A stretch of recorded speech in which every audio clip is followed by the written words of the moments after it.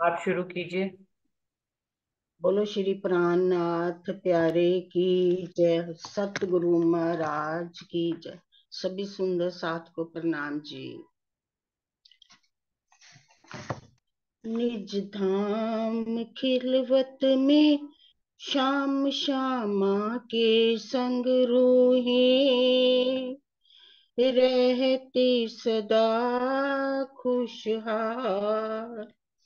निज धाम खिलवत में श्याम श्यामा के संग रोहे, रहती सदा खुशहाल। सुख नूर नजरों से सदा देने वाले अपने, खामिंद नूर जमा। निज धाम खिलवत में श्याम श्यामा के संग रूहे, रहती सदा खुशहाल। माशूक चरणों को रू नैनों में राखूं, कित जाने ना देऊं पलकों को यूं ढांपूं। श्री राज चरणों ने खींच के दिल ये रूहों के, बदल दिए सब हाल। श्री राज चरणों ने खींच के दिल ये रूहों के, बदल दिए सब हाल। निज धाम खिलवत में राज श्यामा के संग रूहे, रहती सदा खुशहाल।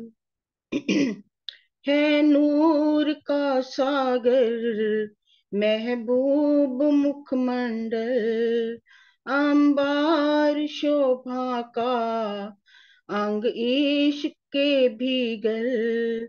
हम रूहे अंग उनके के दर्शन को आए, आए जिनके नित नित नूर जलाल। हम रूहे अंग उनके कि दर्शन को आए जिनके, नित नित नूर जलाल। निज धाम खिलवत में राज श्यामा के संग रूहे, रहती सदा खुशहाल। हक दिल में रू कोई एक बार जो डूबी, वापिस नहीं निकली निस्बत की ये खूबी। हक भी तो रो दिल को अरश करके यूं बैठे हैं, बातें करे बेमिसाल। हक भी तो रो दिल को अरश करके यूं बैठे हैं, बातें करे बेमिसाल। निज धाम खिलवत में राज श्यामा के संग रोए, रहती सदा खुशहाल। रहती सदा खुशहाल। प्रणाम जी। बोलो श्री प्राणनाथ प्यारे की जय। धन्यवाद मीनू दीदी। शुरू करते हैं सुंदर साथ जी। सभी सुंदर साथ जी को प्रेम प्रणाम जी। प्रथम लागू दोई चरण को, धनी न छुड़ाइयो खेन। लाख तली ललेड़िया, मेरी जीव के ही जीवन। इन पांव तले पड़ी रहूं, धनी नजर खोलो बातून। पलना वालू निरखो नेत्रे, मेरे जीव के ही जीवन। मेरे जीव के ही जीवन। श्री बंदो सतगुरु चरण को, करूँ सो प्रेम प्रणाम।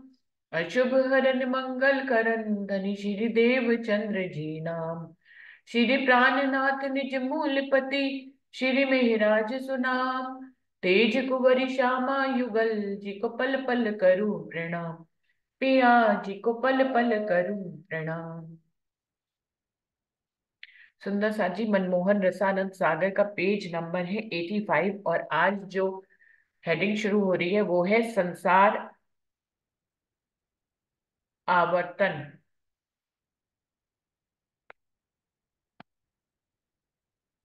तो संसार में कैसे उतरे इसको भी युगल दास जी अपने शब्दों में हमें बता रहे हैं। अब ऐसे निजधाम को छोड़ के रोहन को इस असत्य जड़ और दुख रूपी माया में आवने परो। ताको कारण कहते हैं कि रूहों 12,000 जो थी 8 पहर 64 घड़ी बीच दरिया हुस्न और इश्क के गरकाव थी। ऐसे जैसे लक्ष्य कोश ऊंचे और लक्ष्य कोश नीचे और लक्ष्य कोश आगे पाछे दाएं बाएं जल भरा होवे और मध्य में एक छोटी सी मछली फिरे। अब बहुत लंबा सेंटेंस है, थोड़ा थोड़ा करके पढ़ते हैं सुंदर सा जी।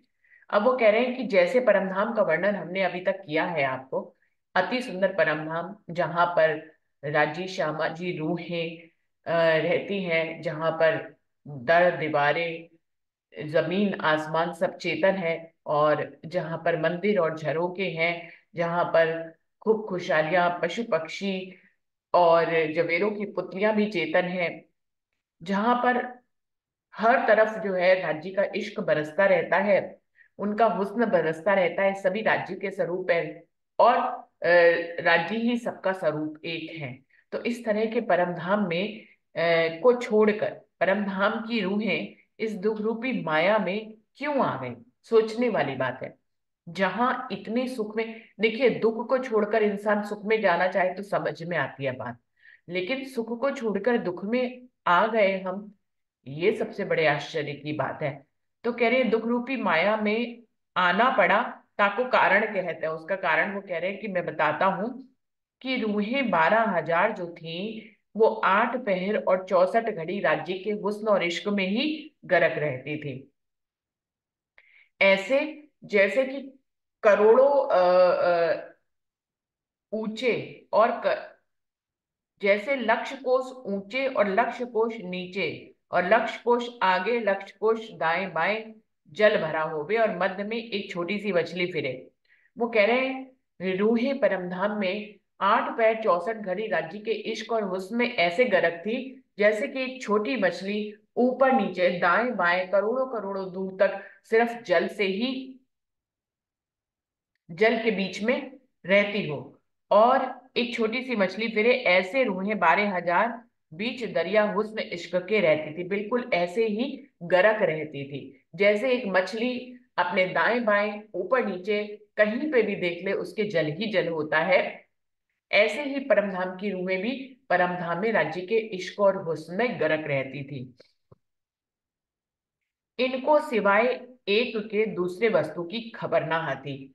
जैसे कि मछली को जल के अलावा कुछ भी पता नहीं लगता है, जल ही उसका जीवन होता है, जल से बाहर निकाल दो तो वो मर जाती है।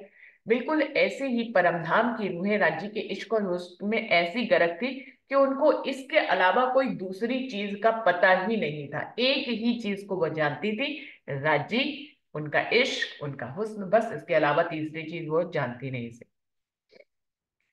इनके सिवाय एक के दूसरी बस्ती को खबर ना हती। सो हक ने दिल में लई कि मैं इनको माया द्वैत दिखाऊं। तो बात यहीं पे कारज कारण यहीं से शुरू हो जाता है, तब क्योंकि किसी दूसरी राज्य के अलावा किसी दूसरे को जानती ही नहीं थी कभी भी रूहें, इसलिए राज्य के दिल में आया कि इनको कोई दूसरी चीज दिखाई जाए।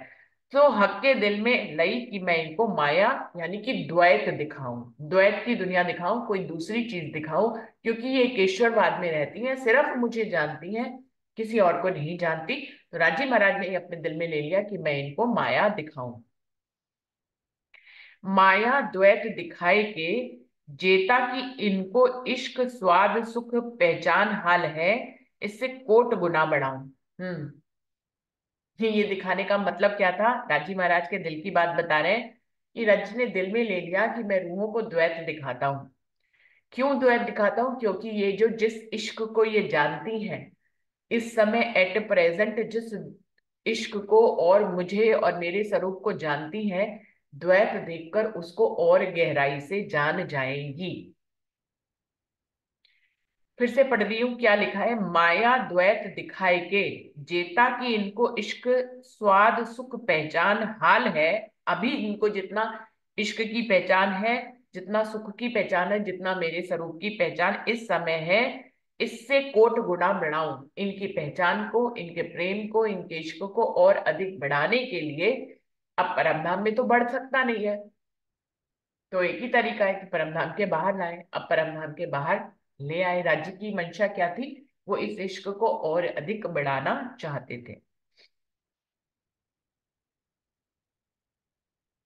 ऐसी बात दिल में लेके रूहन के दिल में उपराजी, तो हादी रूहें इश्क की रबद करने लगी कि हे हक हादी, जो हम आशिक हैं और तुम दो हक हादी हमारे माशूक हो। ऐसी बात दिल में लेके रूहन के दिल में उपराजी, तो कह रहे हैं ऐसी बात राजी महाराज ने अपने दिल में लेकर रूहों के दिल में उपजा दी। द्वैत का भाव वहीं से ही आ गया, पैदा हो गई वो बात परमधाम में, जबकि पैदा नहीं हो सकती थी।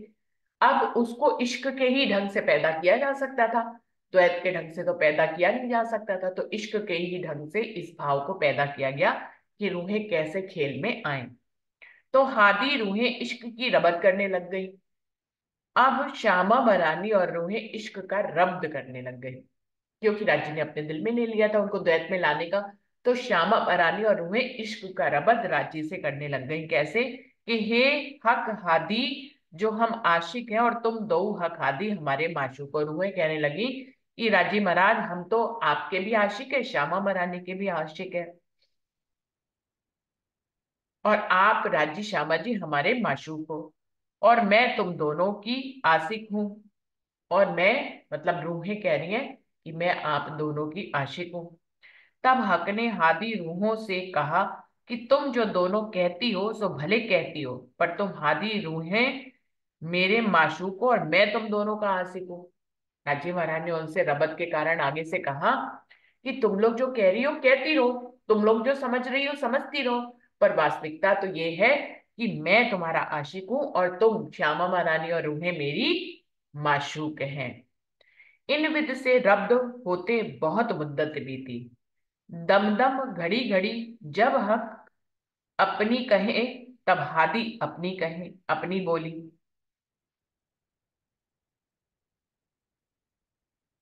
वो कह रहे हैं कि ये इस बात पे रब्द होते हुए कई समय व्यतीत हो गया।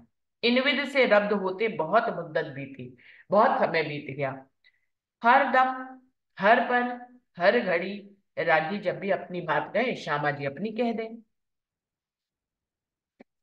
जब हादी अपनी बोली, तब रूहें अपनी बोले। जब श्यामा बरानी कहे कि नहीं मैं आशिक हूं, तो रूहें कह दे कि नहीं हम आशिक हैं। तो ये तीनों में ही एक रब्द छिड़ गया। राजी कहते मैं आशिक हूँ, श्यामा बरानी कहती मैं आशिक हूँ, और रूहें कहती मैं आशिक हूँ। इन विध से रब्द कुछ मुद्दत में मानिद कमान के चढ़ी। वो कह रहे हैं इस तरह का इश्क रबद कुछ समय तक चलता रहा, और फिर उसके बाद ये बढ़ता चला गया, जैसे कि एक तीर के ऊपर कमान चढ़ जाती है। जैसे कमान के ऊपर एक तीर चढ़ जाता है, बिल्कुल ऐसे ही ये इश्क रबद भी सर चढ़ गया सबके। तब हक ने दिल में लई कि अब मैं इनको दिखाऊं और इस परमधाम की रीत रस्म से वर्जित जो माया है ताको दिखाऊं। अब जबकि ये जैसे कि कमान के ऊपर तीर चढ़ जाता है, बिल्कुल ऐसे ही ये इश्क रबद श्यामा महारानी और रूहों के दिल और दिमाग पर ये हावी हो गया, चढ़ गया। तब राज्य महाराज ने सोच लिया कि मैं इनको अपने से अतिरिक्त इस परम धाम की रीत रस्म से वर्जित जो माया है, इस परम धाम का जो रीत रिवाज है, जो कि माया में बिल्कुल भी नहीं है, ऐसी परम धाम के रीत रिवाज से अतिरिक्त जो माया है, मैं उसको दिखाऊं इनको।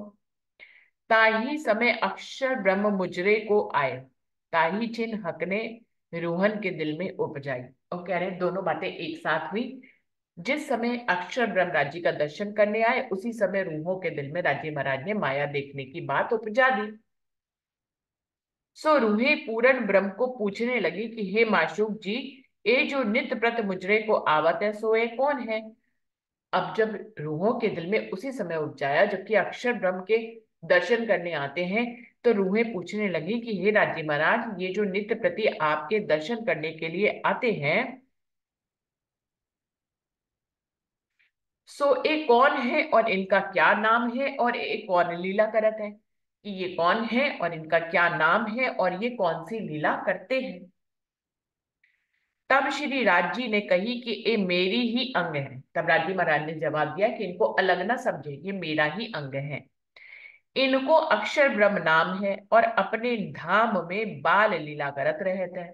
राजी महाराज ने कहा कि आपने इनका नाम पूछा, इनका नाम वैसे तो ये मेरे ही अंग है, पर इनका नाम अक्षर ब्रह्म है और ये अपने धाम में बाल लीला करते रहते हैं। दुख रूपी सुपन स्वरूपी पाव पल में अनंत कोट ब्रह्मांड उपजावत खिपावत है। और उन्होंने कहा कि ये दुख की लीला तो करते ही करते हैं, ये दुख रूपी सुपन स्वरूपी को अपने एक पल के करोड़वें हिस्से में अनंत कोट ब्रह्मांड, दुख रूपी ये अनंत कोट ब्रह्मांड बनाते हैं और उनको लय भी कर देते हैं, खत्म भी कर देते हैं। ऐसे वचन सुन के सखी संपूर्ण तालियां देके हंसी और कही कि हमने तुमको बहुत दिनन में पकड़या है। तब ऐसी बात सुनकर श्यामा बरानी और सखियां तालियां बजा बजा कर कूद कूद कर हंसने लग गईं। और उन्होंने राजी से कहा कि हमने तुमको बहुत दिनन में पकड़ा है, हमने आपको बहुत दिन से पकड़ लिया है। क्या पकड़ लिया है? अब हमारो इश्क ज्यादा ठहरो, निश्चित ही हमारा इश्क ज्यादा है। तब रूहों ने कहा कि जो आशिक होता है सो मासूक से कछु छिपात नहीं है। जब राजी ने अक्षर ब्रह्म का परिचय रूहों को कराया, तो रूहों ने कूद कूद कर हंस हंस कर तालियां बजाकर कहा कि बड़े दिनों में हम आपको पकड़ पाए कि आशिक तो आखिर हम ही हैं। क्योंकि जो आशिक होता है वो अपने माशूक से कुछ भी नहीं छुपाता, और आपने तो अक्षर ब्रह्म के बारे में ही छिपा रखा है, हमने तो कोई बात आपसे नहीं छुपाई। तो हम कौन हुए? हम आपके आशिक हुए और आप माशूक हुए। तो क्या कह रहे हैं? ऐसो वचन सुन के सखी संपूर्ण तालियां देके हंसी और कही कि हमने तुमको बहुत दिनन में पकड़या है, अब हमारो इश्क ज्यादा ठहरो। तब रूहों ने कहा कि जो आशिक होता है सो मासूक से कछु छिपावत नहीं है, कुछ छिपाते नहीं है। सो आपके छिपाव से हम जाने कि हम आशिक हैं और तुम हमारे मासूक हो। वो कह रहे हैं क्योंकि आपने अक्षर ब्रह्म को हमसे छुपा के रखा, तो आज हम ये जान गए हैं कि आशिक हम हैं और आप तो हमारे माशूक हैं। तब हक ने कहा कि हे रूह जी, मैंने तुमसे कुछ छिपाया नहीं है, और वह खेल जो तुमको मैंने नहीं दिखलाया है सो इस वास्ते कि यह खेल देखने लायक तुम्हारे नहीं है। राजी महाराज ने फिर रूहों को जवाब दिया। रूहों ने कहा क्योंकि आशिक जो होता है वो रूह अपने माशूक से कुछ नहीं छुपाता है, लेकिन आपने तो अक्षर ब्रह्म के बारे में हमसे छिपाया, तो निश्चित ही हमारा इश्क बड़ा है, हम आशिक है और आप हमारे माशूक है। तो राजी महाराज ने कहा, जवाब दिया कि नहीं, मैंने आपसे कुछ भी नहीं छिपाया।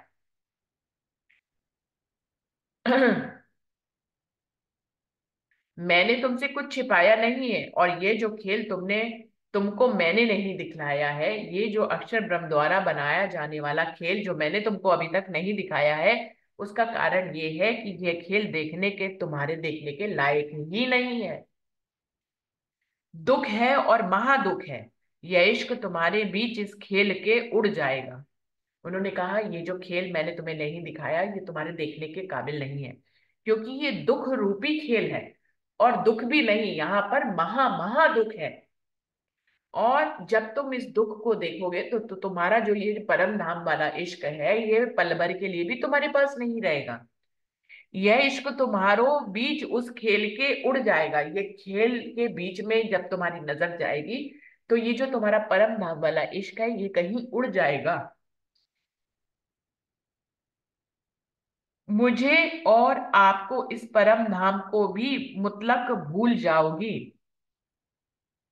और राजी ने कहा, ये खेल जो तुम कह रही हो कि मैंने तुमसे छुपा के रखा है, इस खेल में जो जाता है वो मुझे और परम धाम को भूल जाता है और यहाँ का इश्क भी उड़ जाता है।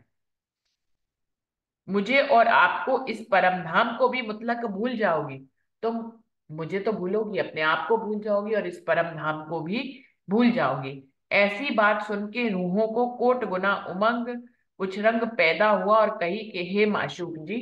अब ऐसी बात जब रूहों ने सुन ली कि ऐसे खेल में की बात राजी महाराज कर रहे हैं जहां दुख ही दुख है, महादुख है, और जहां जाकर हमारा इश्क उड़ जाएगा और हम राजी श्यामा जी अपने वजूद को भूल जाएंगे और ऐसे परमधाम को जहां हम कदीम से रहते आए हैं भूल जाएंगे, उनके दिल में बड़ी उमंग आ गई और ज्यादा उमंग पैदा हो गई रूहों के दिल में। और उन्होंने राजी महाराज से क्या कहा कि हे माशूक जी, जिस खेल में हम तुमको और आपको और अपने घर को भूल जावे, ऐसा खेल हमको अलवत दिखाइए। पेज नंबर 87 शुरू हो गया है सुंदर साथ जी। उन्होंने कहा, रूहों ने कहा कि हे राजी महाराज, आप जिस खेल की बात कर रहे हैं जहां हम सब कुछ भूल जाएंगी, तो ऐसे अलबत्त खेल को हमें जरूर दिखाइए भाई। अपने घर को भूल जाएंगी तो ऐसा खेल हमको अलबत्त दिखाइए। निश्चित ही हमें ऐसा खेल दिखाइए, देखे तो सही वहां पे ऐसा क्या होता है जो आप कह रहे हो, वो होता भी है कि नहीं होता है। और हम 100 बेर की बात एक ही बेर कहे देते हैं कि आप हमको कोट माया दिखाओ, परंतु ना तो हम तुमको भूल हैं और ना आप घर को। अब उन्होंने क्या कहा कि आप हमें ऐसा खेल दिखाइए, और हम आपको 100 बात की बात एक ही बार में कह देते हैं कि हम आपको कि आप हमको कोट माया दिखाओ, परंतु ना तो हम आपको भूल सकते हैं और ना ही अपने घर को भूल सकते हैं। वो कह रहे हैं कि आप हमें दिखाइए, ये जो चैलेंज आप कर रहे हैं आप हमें दिखा दीजिए, लेकिन ना हम आपको भूलेंगे ना अपने घर को भूलेंगे। इस बात की शरत में पीछे आप ही शर्मिंदा होंगे। तब हक ने कहा कि हे रूह जी, तुम इस खेल में अलबत्त भूल जाओगे। और रूहों ने क्या कहा कि हमारी बात ये सच्ची हो जाएगी कि हम आपको और परमधाम को नहीं भूलेंगे और आप जो है खुद ही अपने शब्दों से शर्मिंदा हो जाएंगे। तब राजीव महाराज ने कहा कि निश्चित ही तुम ऐसे खेल में जाकर मुझे और परमधाम को भूल जाओगी और उस खेल में तुमको झूठे माता पिता स्त्री पुत्र कुटुंब कबीला मिलेगा। तासो ऐसा स्नेह लगेगा कि तुम सपने में भी मेरी याद ना करोगे। उन्होंने कहा कि तुम जब इस खेल में जाओगे तो वहां तुमको झूठे माता पिता मिलेंगे, झूठी स्त्री और बच्चे मिलेंगे जिनके साथ तुम्हारा गहरा संबंध होगा, और फिर इनके प्रेम में तुम जो है इस तरह से अपने आप को भूल जाओगे, गर्क हो जाओगे कि तुम सपने में भी मेरी याद ना करोगे, तुम सपने में भी मुझे याद नहीं करोगे। तब ऐसी बात हक की सुनी, तब रूहें संपूर्ण वास्ते खेल के बेकल बेकरार हुई और दामन हक का झटक के खसम हमारे, ऐसा खेल हमको आजऊ दिखलाओ। ऐसी ऐसी बातें सुन के कि झूठे माता पिता मिलेंगे, झूठे स्त्री और बच्चे मिलेंगे, झूठा माया का वातावरण होगा जहां तुम्हारा इश्क खो जाएगा, ऐसी बातें, अतरंगी बातें, उनको ये अतरंगी लग रही थी। ऐसी अतरंगी बातें सुनकर रूहों के दिल में बार बार खेल देखने की इच्छा उत्पन्न होती चली गई, क्योंकि राज्य उत्पन्न कराना चाह रहे थे। और अंत में उन्होंने राज्य का पल्ला झटक कर कहा कि ऐसा खेल तो हमें आज ही, अभी ही, इसी समय ही दिखाओ। तब हक ने कहा, ए रूह जी, तुम आपस में खबरदार हो जाओ और मैं तुमको खेल भूल का दिखाता हूँ। उस खेल में तुम भूल जाओगे, तब मैं कारण तुम्हारे पाती लिखकर रसूल को भेजूंगा और उस पाती में अपनी और तुम्हारी बीतक लिखूंगा, सो बीतक कोई न जान पावेगा। तब राजी महाराज ने कहा कि रूहो, तुम लोग आपस में खबरदार हो जाओ, चैतन्य हो जाओ, तुमको ये खेल मैं दिखा दूंगा, लेकिन तुम वहां जाकर मुझे भूल जाओगे, तब मैं अपनी पत्र लिखकर, पाती लिखकर रसूल को तुम्हारे पास भेजूंगा, और उस पाती में अपनी और तुम्हारी बीतक लिखूंगा। सो बीतक कोई भी समझ नहीं पाएगा। ऐसी बीतक लिखूंगा परम धाम की कि कोई भी उस बीतक को समझ नहीं पाएगा सिवाय तुम्हारे। क्योंकि तुम परम धाम की रहने वाली हो, इसलिए इस बीतक को सिर्फ तुम ही समझ पाओगे, कोई और नहीं समझ पाएगा। इस वास्ते अपनी आत्मा को बीतक मोहल की कुंजी रूह रूह अल्लाह के हाथ देके रूह अल्लाह को भेजूंगा। इस वास्ते अपनी आत्मा की मोहल बीतक मोहल की कुंजी रूह अल्लाह के हाथ देके रूह अल्लाह को भेजूंगा। उन्होंने कि इस प्रकार मैं अपनी पाती लिखकर, जिसमें अपने परम धाम का वर्णन हो और मेरा वर्णन हो, ऐसी पाती लिखकर मैं रूह अल्लाह श्यामा मरानी के हाथ आपको भेजूंगा। इसके पीछे इमाम मेहदी रूप घर के मैं आऊंगा, इसके पीछे मैं इमाम मेहदी रूप धर के आऊंगा। सो तुमको इस खेल में जगाऊंगा और इलम से चेतन कर खेल दिखाऊंगा। उन्होंने कहा जब श्यामा मरानी आ जाएंगी तब उसके बाद मैं जो है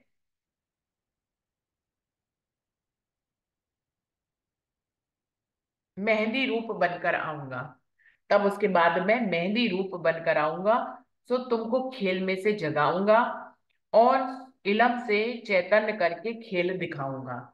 उन्होंने कहा फिर मैं तुम्हें इलम से चेतन भी कर दूंगा, फिर तुम दृष्टा बनकर खेल को देखने लग जाओगी।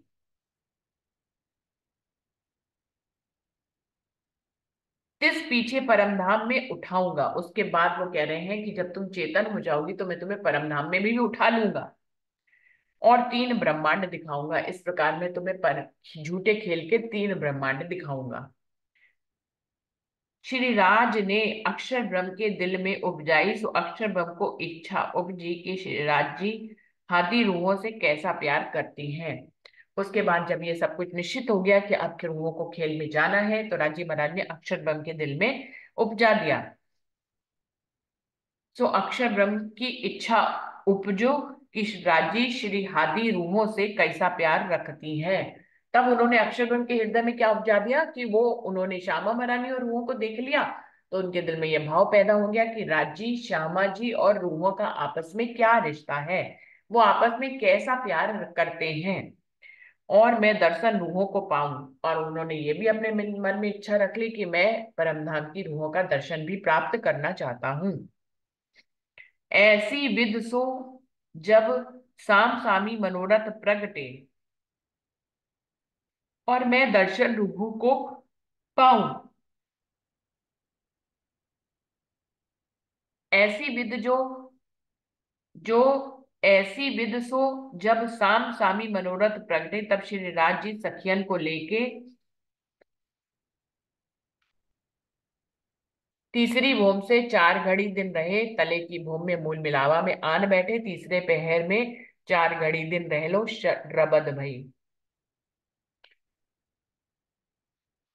अब वो कह रहे हैं कि जब ये सब कुछ निश्चित हो गया, अक्षर ब्रह्म के भी मन में ये बात आ गई कि राजी का श्यामा मरानी और रूहों के साथ कैसा प्यार है। और मैं दर्शन श्यामा मरानी और रूहों का मैं भी दर्शन पाऊं, इस तरह की बात को साम सामी जब दोनों तरफ ये मनोरथ पैदा हो गया, तब श्री राजी सखियों को लेकर मूल मिलावे में आए। पहली भूम मूल मिलावे में आए, तले की भूम में तीसरे पहर से 4 घड़ी दिन लो इश्क रबद होता रहा, और उसके बाद राजी महाराज सबको लेकर इस मूल मिलावे में, पहली भूम के मूल मिलावे में आकर विराजमान हो गए।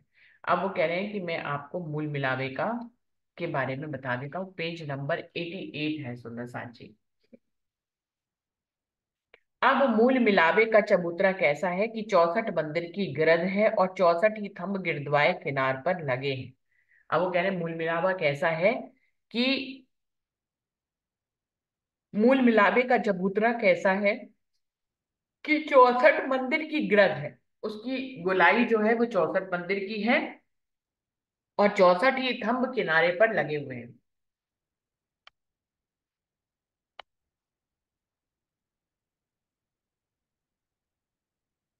64 मंदिर की गिरद है मूल मिलावे की, और 64 ही थंब जो है वो लगे हुए हैं।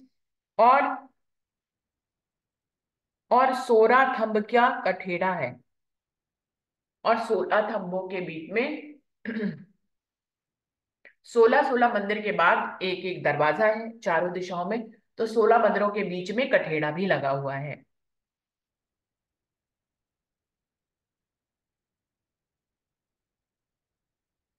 और चार दरवाजों में कठेड़ा नहीं, तहां आगे तीन तीन सीढ़ियां हैं। तो कमर पर ऊंचे चबूतरे की गिरद 64 थंबों की, 64 मंदिर की है, जिसके हर एक ऊपर 64 थंब लगे हुए हैं, जिनमें से 16 16 थंबों के बीच में कठेड़ा लगा है। चार दिशा में चार दरवाजे हैं, और इस कमर पर ऊंचे चबूतरे पे चढ़ने के लिए तीन तीन सीढ़ियां भी हैं। और तले सिंदूरिया रंगीलम है, ताको चार दोरी गिरद फिरी है। और वो कह रहे हैं कि चबूतरे की जमीन पर सिंदूरिया रंग की गिलम बिछी हुई है, और उसमें चार दोरी किनारे पर चारों तरफ फिरी हुई है। और ऊपर चंद्रमा रोशन है। नीचे तो गिलम रोशन है, तो ऊपर क्या रोशन है? चंद्रमा रोशन है। मध्य में कंचन रंग का सिंहासन है, और आगे सिंहासन की दो चौकियां हैं। ये भी मालूम समझ में आ गया सुंदर साथ को, कि मध्य में राजी महाराज राजी श्यामा जी का सिंहासन है, और आगे दो नूर की चौकी रखी है। सिंहासन के तले 6 पाए हैं, जिनके ऊपर 6 डांडे हैं। 3 डांडों के ऊपर 6 कलश हैं, और 2 कलश ऊपर छतरियों के हैं। तो कह रहे हैं कि सबसे पहले सिंहासन को उठाने के लिए उसके आगे और पीछे तीन तीन यानी कि 6 पाए हैं, और सिंहासन को टिकाने के लिए 6 ही डांडे हैं, और 6 डांडों के ऊपर 6 कलश हैं, और मध्य में 2 कलश अलग से ही हैं।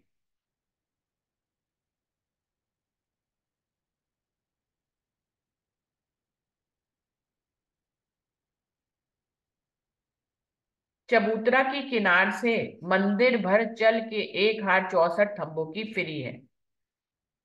अब वो क्या कह रहे हैं? चबूतरे की किनार से मंदिर भर चल के एक हाथ 64 थंबों की फ्री है, और थंबों से मंदिर भर चल के 60 मंदिर है। 60 मंदिरों के बाहर एक हाथ 64 थंबों की फ्री है। पूरा मूल मिलावे का वर्णन करें कि वो आप कमर भर ऊंचे चबूतरे से जब नीचे उतरेंगे 3 सीढ़ी, तो एक मंदिर चलकर 64 थंबों की एक हार भूमि है।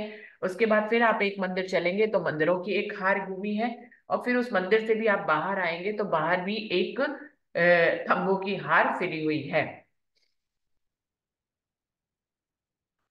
और थंबों से, हाँ, सिंहासन को, सिंहासन की छतरी के चल तले तरफ जवेरों की झालर है। अब वो कह रहे हैं कि जहां छतरी बनी हुई है ऊपर सिंहासन के, वहां पे जवेरों की झालर भी लटकी हुई है। तले छतरियों के 2 पुल लाल माणिक के लटकत हैं। तले छतरियों के 2 फूल लाल और माणिक के लटक रहे हैं, कहा राजू महाराज के सिर के ऊपर शोभा करने के लिए। कमल जैसी नीलवी की पाखड़ी तले मानिक लटकत है। तले छतरियों के 2 फूल लाल मानिक के लटकत हैं, और कमल कमल केसी नीलवी की पाखड़ी तले मानिक लटकत है। और वो कह रहे हैं ये जो फूल लटक रहे हैं इसकी पंखुड़ियां नीलवी की पंखुड़ी जैसी हैं, और नीचे को लटक रही हैं। सिंहासन के माही एक गादी 2 चाकले हैं, और 5 तकिए धरे हैं। ये भी बात हो चुकी थी कल ही, कि उस सिंहासन के ऊपर एक गादी और 2 चाकले बिछे हुए हैं, और 5 तकिए धरे हैं। सो श्री राजी ठकुरानी जी दोनों चौकियों के ऊपर चरण धर के सिंहासन के ऊपर विराजमान भये।